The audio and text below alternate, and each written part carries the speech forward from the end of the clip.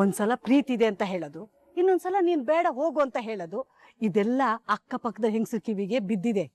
ಅದಕ್ಕೆ ಅವರೆಲ್ಲ ಅವ್ರ ಮನ್ಸ ಯಾವಾಗಂದ್ರೆ ಅವಾಗ ಬಂದೋಗೋ ಬೆಂಗಳೂರು ಮಳೆನಾ ಅಂತ ಬಾಯಿಗೆ ಬಂದಂಗೆ ಬೈತಿದ್ದಾರೆ ಕಣ್ರಿ. ಬೈತಾರೆ ಕಣೆ, ಬೈತಾರೆ. ಯಾಕಂದ್ರೆ ಝಾನ್ಸಿ ಏನು ಅನ್ನೋದು ಅವರಿಗೆ ಅರ್ಥ ಆಗಿದೆ. ಅಷ್ಟೇ ಅಲ್ಲ, ಇವನ ಮನಸ್ಸಲ್ಲಿ ಝಾನ್ಸಿ ಬಗ್ಗೆ ಎಷ್ಟು ಪ್ರೀತಿ ಇದೆ ಅನ್ನೋದು ಅವ್ರಿಗೆ ಗೊತ್ತು. ಅದಕ್ಕೆ ಅನ್ಯಾಯವಾಗಿ ಬಿಟ್ಟು ಕೊಡ್ತಾ ಇದ್ದಾನಲ್ಲ ಅನ್ನೋ ಕೋಪ ಇದೆ. ಅದಕ್ಕೆ ಜನ ಎಲ್ಲೋ ಕೂತ್ಕೊಂಡು ಕಾಮೆಂಟ್ ಮಾಡ್ತಾರೆ, ಬೈತಾರೆ. ಇದೇ ವಿಚಾರನ ಇಟ್ಕೊಂಡು ಬೀದಿಯಲ್ಲಿ ಡಿಸ್ಕಸ್ ಮಾಡ್ತಾರೆ. ಅದಕ್ಕೆ ಇವಾಗ ರಾಘು ತಲೆ ಕೆಡಿಸ್ಕೊಂಡು ಕೂತ್ಕೊಂಡ್ರೆ ಅವನ ಕುಟುಂಬನ ಕಳ್ಕೋಬೇಕಾಗುತ್ತೆ ಅನ್ನೋದು ಅವ್ರಿಗೇನೇ ಗೊತ್ತು. ನಮ್ಮ ರಾಘು ಕುಟುಂಬಕ್ಕೋಸ್ಕರ, ಕುಟುಂಬದವರ ಸಂತೋಷಕ್ಕೋಸ್ಕರ ಏನ್ ಬೇಕಾದ್ರೂ ತ್ಯಾಗ ಮಾಡ್ತಾನೆ ಕಣೆ. ಪ್ರತಿಯೊಂದು ಮನೆಯಲ್ಲೂ ಇಂಥ ಒಬ್ಬ ಮಗ ಇರಬೇಕು ಅಂತ ಬಯಸ್ತಾರೆ. ಪ್ರತಿಯೊಬ್ಬ ತಂದೆ ತಾಯಿನೂ ಇಂಥ ಒಬ್ಬ ಮಗ ನಮಗಿರ್ಬೇಕು ಅಂತ ಬಯಸುವಂತ ವ್ಯಕ್ತಿತ್ವ ಕಣೆ ನಮ್ ರಾಗೋದು. ಅವನು ಒಬ್ಬ ಮಗಾಗಿ ಗೆದ್ದಿರ್ಬೋದು ಕಣ್ರಿ, ಆದ್ರೆ ಗಂಡನಾಗಿ ಸೋತ್ ಹೋಗಿದ್ದಾನೆ ಕಣ್ರಿ. ನೀವ್ ಹೇಳ್ದಾಗೆ ಪ್ರತಿಯೊಬ್ಬ ತಾಯಿನೂ ನನಗಿಂತ ಮಗನೇ ಬೇಕು ಅಂತ ಬಯಸ್ಬೋದೇನೋ, ಆದ್ರೆ ಯಾವ ಹೆಣ್ಣು ಕೂಡ ಇಂಥವ್ನ್ ಗಂಡನಾಗಿ ಸಿಗ್ಬಾರ್ದು ಅಂತಾನೆ ಬಯಸ್ತಾಳೆ. ಬೇರೆ ಯಾರು ಯಾಕೆ, ನಾನೇ ಒಂದು ಹೆಣ್ಣಾಗಿ ಇಂಥ ಗಂಡನ್ ಮಾತ್ರ ಕೊಡ್ಬೇಡಪ್ಪ ದೇವ್ರೇ ಅಂತ ಬೇಡ್ಕೊಂತೀನಿ.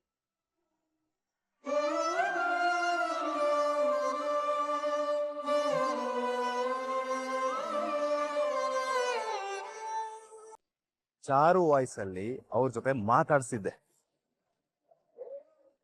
ಆವಾಗ ಅವನು ಹೇಳಿರೋ ಎಲ್ಲಾ ಸತ್ಯನೂ ಮೇರಪ್ಪ ಸಭಿ ರೆಕಾರ್ಡ್ ಅಲ್ಲಿದೆ.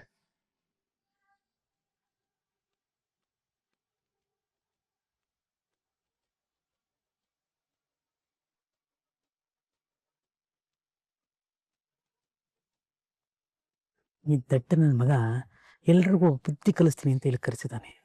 ಆದರೆ ಅವರು ಬುದ್ಧಿ ಕಲಿಸೋ ಗುರುಗಳು ಅಂತ ಅವನಿಗೆ ಗೊತ್ತಿಲ್ಲ. ಇವನು ಏನೋ ಟ್ವಿಸ್ಟ್ ಕೊಡಬೇಕು ಅಂತ ಇದ್ದಾನೆ, ಆದರೆ ಅವರು ಬೇರೆ ದಾರಿಲಿ ರೆಸ್ಟ್ ಇನ್ ಪೀಸ್ ಇದ್ದಾರೆ. ಛೇ ಸರ್, ಏನ್ ಸರ್ ನೀವು? ನಿಮ್ಮನ್ನ ನಾನು ಎಕ್ಸ್ಟ್ರಾರ್ಡಿನರಿ ಅನ್ಕೊಂಡಿದ್ದೆ. ಆದ್ರೆ ನೀವು ನೋಡಿದ್ರೆ ಒಂದು ಸಿಂಪಲ್ ಲಾಜಿಕ್ನೇ ಮಿಸ್ ಮಾಡ್ತಾ ಇದ್ದೀರಾ. ಅಲ್ಲ, ಅದನ್ನೆಲ್ಲ ಅವರು ನಂಬ್ತಾರೆ ಅಂತ ನೀವು ಅನ್ಕೊಂಡಿದ್ದೀರಾ? ಮೈಕೆ ಸಿಂಪಲ್ ಲಾಜಿಕ್ ಮಿಸ್ ಮಾಡಿದೀನಿ. ಆ ಗೋವಿಂದನೇ ಐ ಮೀನ್ ರಾಯ್ ಪೂರಾ ಮ್ಯಾಟರ್ ಬೋಲಾ ಹೈ. ಸಾರ್, ಚಾರು ನೀವು ಅನ್ಕೊಂಡ್ರಷ್ಟು ದಡ್ಡಿ ಏನಲ್ಲ. वो तो मैं पहले ही समझ गया किट्टी. ಅದಕ್ಕೆ ಅಲ್ವಾ ಪೂರಾ ಮ್ಯಾಟರ್ ಬ್ಲಾಸ್ಟ್ ಮಾಡಕ್ ಹೊಟ್ಟಿರೋದು. ಅಯ್ಯೋ ಸಾರ್, ನೀವು ಇವಾಗ ಬ್ಲಾಸ್ಟ್ ಮಾಡಿದ್ರು ಚಾರು ಅದನ್ನ 2 ಸೆಕೆಂಡ್ಗೆ ಈಸಿಯಾಗೆ ನೀವು 2 ಕಡೆಯಿಂದ ಮಿಮಿಕ್ರಿ ಆರ್ಟಿಸ್ಟ್ ಇಟ್ಬಿಟ್ಟು ರೆಕಾರ್ಡ್ ಮಾಡಿಸಿದ್ದೀರಾ, ಇದೆಲ್ಲ ಸುಳ್ಳು ಅಂತ plate change ಮಾಡ್ಬಿಡ್ತಾಳೆ.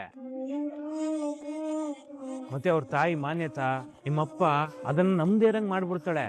Yeah yes S ಅವಳು ಹಾಗೆ ಮಾಡ್ತಾಳೆ. ಲೇಕಿನ್ ಅಭಿ ಮೈ ಕ್ಯಾ ಕರು ಕಿಟ್ಟಿ? ಏ ಸಾರ್, ಅವಳ ವಿಷಯನ ಸಾಲಿಡ್ ಪ್ರೂಫ್ ಇಟ್ಕೊಂಡು ಒಂದು ಸಣ್ಣ ಅನುಮಾನಕ್ಕೂ ಜಾಗ ಬರ್ದಿರೋ ತರ ಹೇಳ್ಬೇಕು. ಅವಾಗ್ಲೇ ಅವರೆಲ್ಲ ನಿಮ್ಮನ್ನ ನಂಬೋದು. ಕಿಟ್ಟಿ ತುಮ್ ಜೋ ಬೋಲ್ ರಹೆ ವೋ ಸಹಿ ಹೈ, ಆದ್ರೆ ಆ ಪ್ರೂಫ್ ಎಲ್ಲಿದೆ? ನನ್ನ ಹತ್ರ ಇದೆ ಸಾರ್.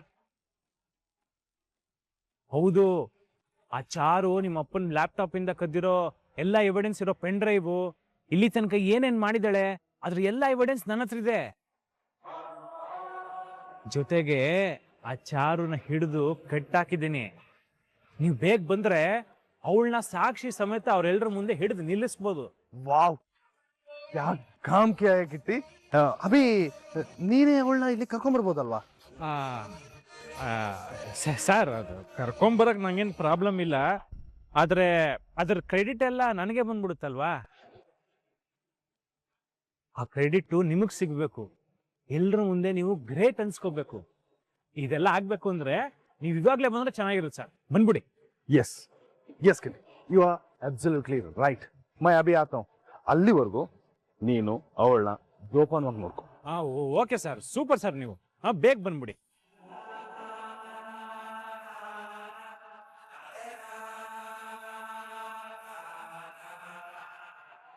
ವಿವೇಕ್, ವಿಷಯ ಏನಂತ ಜಲ್ದಿ ಬೋಲೋ.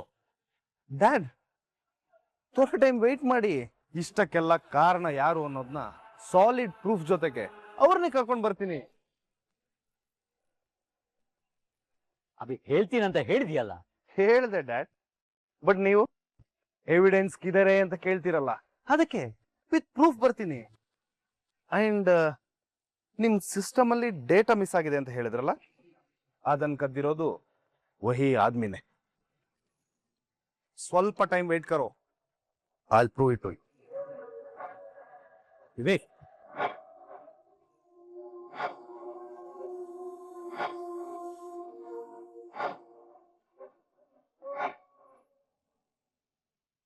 Pranav, listen to me very carefully. ನೀನ್ ಇದೇ ರೀತಿ ಇದ್ರೆ ನಾವ್ ಅನ್ಕೊಂಡಿದ್ದು ಏನು ಸಾಧಿಸಕ್ಕಾಗೋದಿಲ್ಲ. You have to change my son. ಚೇಂಜಾ? ಇವಾಗ ನಾನೇನ್ ಮಾಡ್ಬೇಕು ಮಾಮ್? ನಾನ್ ಈ ಚೇಂಜಸ್ ಬಗ್ಗೆ ಮಾತಾಡ್ತಾ ಇಲ್ಲ. You have to build rapport with my father. ಆತ್ಮೀಯವಾಗಿ ಅವ್ರ ಜೊತೆ ಮಿಂಗಲ್ ಆಗ್ಬೇಕು. ಅವರಿಗೆ ನಿನ್ ಬಗ್ಗೆ ಒಂದು ಪಾಸಿಟಿವ್ ಒಪಿನಿಯನ್ ಬರ್ಬೇಕು. ಏನ್ ತುಳಸಿ ನೀನು ತಾಯಿಯಾಗಿ ನಿನ್ನ ಮಗನಿಗೆ ಡ್ರಾಮಾ ಮಾಡ್ಕೊಂಡೇ ಬದುಕು ಅಂತ ಹೇಳ್ಕೊಡ್ತಾ ಇದೀಯಾ? ನೋ, ನನ್ ಮಗ ಜೀವನದಲ್ಲಿ ರಾಯಲ್ ಆಗಿ ಬದುಕ್ಬೇಕು ಅನ್ನೋದಕ್ಕೆ ಟಿಪ್ಸ್ ಕೊಡ್ತಾ ಇದ್ದೀನಿ. ಅದ್ರಲ್ಲಿ ತಪ್ಪೇನು? ಮಾಮ್, ಅವ್ರ ವಿಷಯನ್ ಬಿಡು. ನೀನ್ ಇವಾಗ ಇದ್ದಕ್ಕಿದ್ದಾಗ ಹೀಗೆ ಕೇಳ್ತಿದ್ಯಾ? ನೋಡು ಮೈ ಡಿಯರ್ ಸನ್, ನೀನು ಜಾನ್ಸಿನ ಮದುವೆ ಆಗ್ಬೇಕು ಅಂದ್ರೆ ನನ್ನ ಬಗ್ಗೆ ಒಳ್ಳೆ ಅಭಿಪ್ರಾಯ ಇದ್ರೆ ಅದು ಉಪಯೋಗಕ್ಕೆ ಬರಲ್ಲ. ನೀನು ನಮ್ಮ ಅಪ್ಪನ ಮನಸ್ಸಲ್ಲಿ ಒಂದು ಜಾಗ ಮಾಡ್ಕೊಳ್ಬೇಕು. ಜಾನ್ಸಿ ಮನ್ಸನ್ನ ಗೆಲ್ಲಕ್ ಆಗೋದಿಲ್ಲ ಅಂತ ಗೊತ್ತಾದ್ಮೇಲೆ ಈ ಪ್ಲಾನ್ ಮಾಡಿದಾಳೆ ನಿಮ್ಮ ಅಮ್ಮ. ಸುಮ್ನೆ ಬಾಯಿ ಮುಚ್ಕೊಂಡಿದ್ರೆ ಮರ್ಯಾದೆ ಆದ್ರೂ ಉಳಿಯುತ್ತೆ. ಲಿಮಿಟ್ ಮಾಮ್, ಇವಾಗ ನಾನೇನ್ ಮಾಡ್ಬೇಕು ಅದನ್ನ ಹೇಳು. ವೆರಿ ಗುಡ್ ಮೈ ಸನ್. ನೋಡು, ನೀನಿವಾಗ ತಾತನ ಹತ್ರ ಹೋಗಿ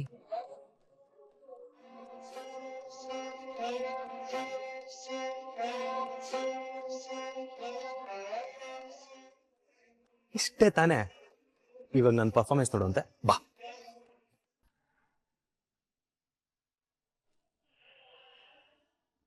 ರಾಘು, ಬಂದ್ಯಪ್ಪ? ಬಾ ಬಾ, ಕುತ್ಕೋ ಕುತ್ಕೋ.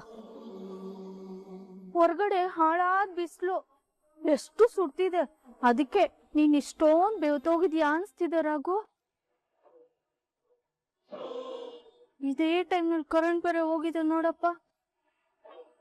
ಪಲ್ಲು, ನಿಮ್ಮಣ್ಣ ಸುಸ್ತಾಗ್ ಬಂದಿದ್ದಾನೆ. ಹೋಗಿ ಮಜ್ಜಿಗೆನೋ ಜ್ಯೂಸೋ ಮಾಡ್ಕೊಂಡು ಹೋಗಿ. ಸರಿ ಅಮ್ಮ.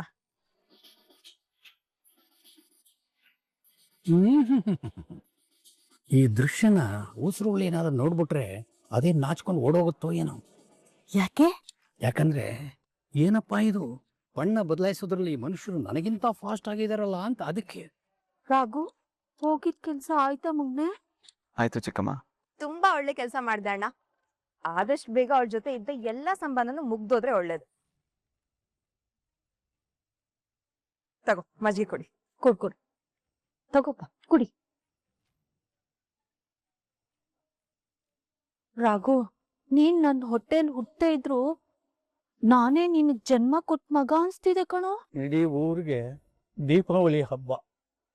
ಪ್ರತಿಯೊಂದು ಮನೆಯಲ್ಲೂ ಪಟಾಕಿ ಹೊಡೆದು ಸಂಭ್ರಮಿಸುವಂತ ಬೆಳಕಿನ ಹಬ್ಬ. ಆದರೆ ನಮ್ಮ ಮನೆಯಲ್ಲಿ ನಗು, ಸಂತೋಷ ಎಲ್ಲ ಕಳೆದು ಹೋಗಿ ಕತ್ತಲೆ ತುಂಬಿಕೊಂಡಿರೋ ದಿವಾಳಿ ಹಬ್ಬ.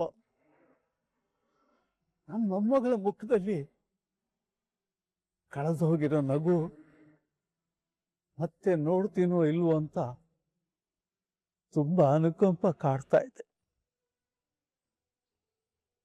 ಇವತ್ತಿಗೆ ನಮ್ ನಂಬಿಕೆಗಳು, ನಿರೀಕ್ಷೆಗಳು ಒಂದ್ ಹಂತಕ್ಕೆ ಕೊನೆ ಆಗುತ್ತೆ ಅಂತ ಅನ್ಸುತ್ತೆ ಅಪ್ಪ. ಯಾಕೆ ಮೇಡಮ್ ಇಷ್ಟು ನಿರಾಶಾದಾಯಕವಾಗಿ ಮಾತಾಡ್ತಿದ್ರ? ಮನುಷ್ಯ ಯಾವಾಗ್ಲೂ ಆಶಾವಾದಿಯಾಗಿರ್ಬೇಕಲ್ವಾ? ನಾವೆಷ್ಟೇ ಆಶಾವಾದಿಗಳಾಗಿದ್ರು ರಿಯಾಲಿಟಿನ ಆಕ್ಸೆಪ್ಟ್ ಮಾಡ್ಕೊಳ್ಳೇಬೇಕಲ್ವ ರಾಯ್? ಇವತ್ತು ಜಾನ್ಸಿ ಸೈನ್ ಮಾಡೋದಕ್ಕೆ ಕೋರ್ಟ್ಗೆ ಹೋಗ್ಲೇಬೇಕು. ಹಾಗೆ ಇವತ್ತಿಂದ ಅವರಿಬ್ರು ಸಂಬಂಧ ಎಂಡ್ ಆಗೋ ಪ್ರೋಸೆಸ್ ಶುರು ಆಗುತ್ತೆ ಅನ್ನೋದು ವಾಸ್ತವ ಅಲ್ವಾ ರಾಯ್? ಇರ್ಬೋದು ಮೇಡಮ್, ಆದ್ರೆ ಜೀವನ ಎಷ್ಟೋ ಅನಿರೀಕ್ಷಿತ ತಿರುವುಗಳನ್ನ ತರುತ್ತೆ ಅನ್ನೋದು ಅಷ್ಟೇ ಸತ್ಯ ಅಲ್ವಾ ಮೇಡಮ್? ಆ ರೀತಿ ಒಂದು ಅನಿರೀಕ್ಷಿತ ತಿರುವು ನಮ್ಮ ಮೇಡಮ್ ಜೀವನದಲ್ಲಿ ಬರ್ಬೋದು ಅನ್ನೋ ನಿರೀಕ್ಷೆ ನನ್ನಲ್ಲಿದೆ ಮೇಡಮ್. ನಾವೇನೇ ಮಾತಾಡ್ಕೊಂಡ್ರು ಅದು ಜಸ್ಟ್ ನಮ್ಗೊಂದು ಹೋಪ್ ಕೊಡ್ಬೋದು, ಈ ಕ್ಷಣಕ್ಕೊಂದು ರಿಲೀಫ್ ಕೊಡ್ಬೋದು ಅಷ್ಟೇ. ಆದ್ರೆ ವಾಸ್ತವ ಚೇಂಜ್ ಆಗಲ್ಲ. ನೋಡು, ನಾವುಗಳೇ ಎಷ್ಟು ಬೇಜಾರಾಗಿದ್ದೀವಿ. ನಮ್ಮ ಝಾನ್ಸಿ ಕೋಟಿಗೆ ಹೊಟ್ಟಿದ್ದಾಳೆ, ಅವಳಿಗೆಷ್ಟು ಬೇಜಾರಾಗಿರಲ್ಲ. ನೀನು ಹೇಳ್ತಾ ಇರೋದು ನಿಜ ಮಕ್ಕಳೇ. ನಾವು ಏನ್ ಬೇಕಾದ್ರೂ ಮಾತಾಡ್ಬೋದು, ಆದ್ರೆ ಅವಳ ಮನಸ್ಸಲ್ಲಿರೋ ವೇದನೆಗೆ ನಾವು ಏನು ಉತ್ತರ ಕೊಡೋಕ್ಕೆ ಶಕ್ತರಲ್ಲಮ್ಮ. ಪ್ರಣವ್, ನೋಡು, ಝಾನ್ಸಿ ಒಬ್ಳೇ ಹೋಗೋದು ಬೇಡ, ನೀನು ಅವಳ ಜೊತೆಗೆ ಹೋಗ್ಬಾ. ಅವಳಿಗೊಂದು ಮಾರಲ್ ಸಪೋರ್ಟ್ ತರ ಇರುತ್ತೆ. ಸರಿ ಮಾಮ್. ಅದ್ರ ಅವಶ್ಯಕತೆ ಇಲ್ಲ ಅತ್ತೆ.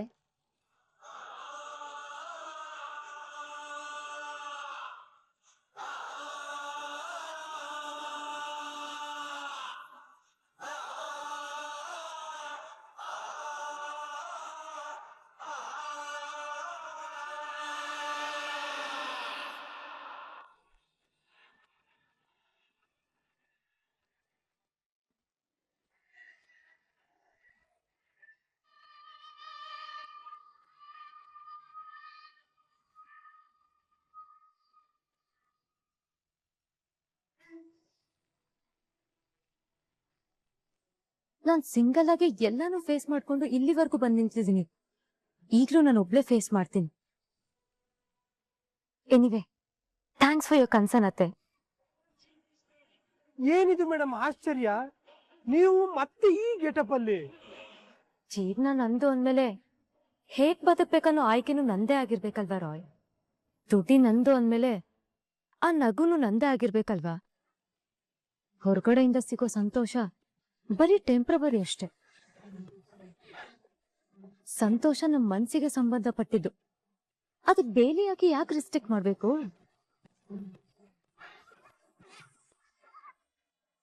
ನಮ್ ಲೈಫಲ್ಲಿ ಪಾಸಿಟಿವ್ ನೆಗೆಟಿವ್ ಎಲ್ಲಾನು ಬಂದ್ ಹೋಗುತ್ತೆ, ಆದ್ರೆ ಅದ್ಯಾವುದು ನಮ್ ಖುಷಿಗೆ ಅಡ್ಡಿ ಆಗ್ಬಾರ್ದು. ಅಲ್ಲಮ್ಮ ಝಾನ್ಸಿ, ಆದ್ರೂ ನೀನು ಡೋಂಟ್ ವರಿ ಅತ್ತೆ, I know how to handle my situation and my self.